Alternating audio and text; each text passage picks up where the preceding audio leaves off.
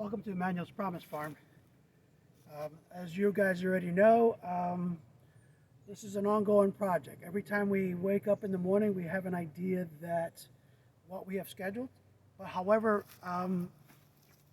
we ended up having a storm just the other night, and our schedule has actually changed. We have some trees that are down.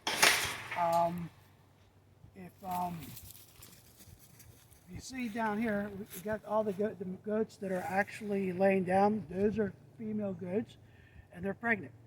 On the other side, you'll see the male goat. Male goat's getting kind of frisky because of the weather. It's actually January 2022, and the weather's kind of warm, so he's kind of feeling kind of frisky.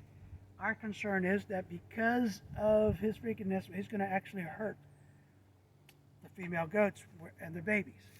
So what we decided, along with the trees falling down and have added more to our projects, we're going to head and take this corner of the paddock and create an area for him while the kids are growing and so forth. We're separating the male goat from the female goats.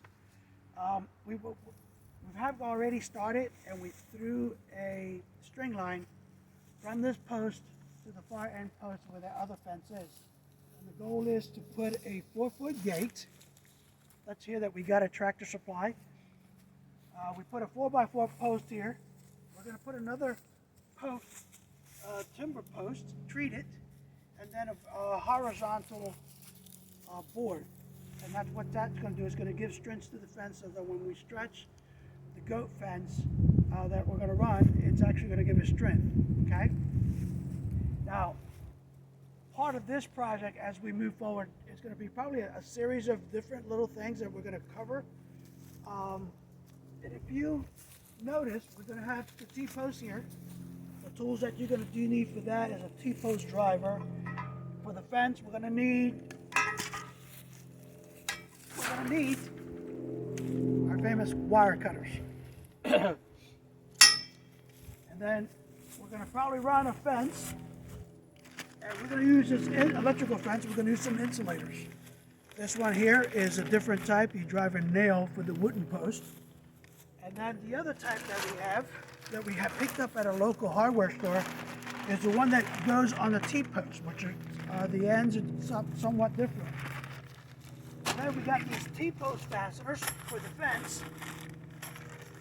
And what they look like is something like this, and we'll go over in detail on the video on how to install these. And there's a tool on that we use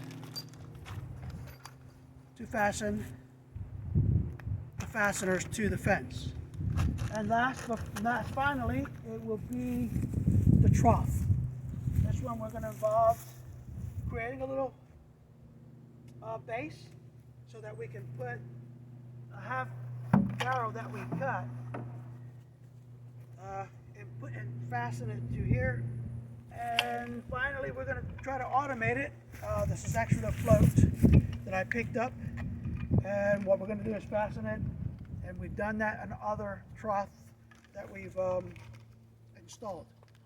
So if you hang around, subscribe and like, and as we go forward in this series of events, you're going to see some plumbing, some electrical wiring for the electrical fence. You're going to see some insulators. You're going to see the PT posts, how we're going to drive them down.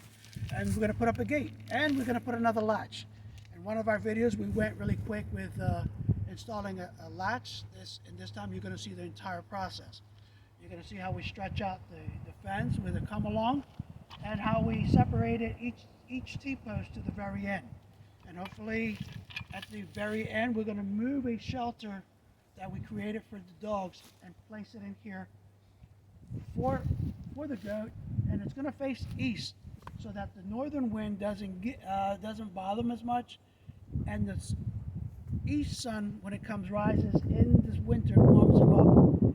And the shades from the tree in the summer will provide them shade so it wouldn't be too hot out here and unbearable. So again, hang on, and we'll see you soon.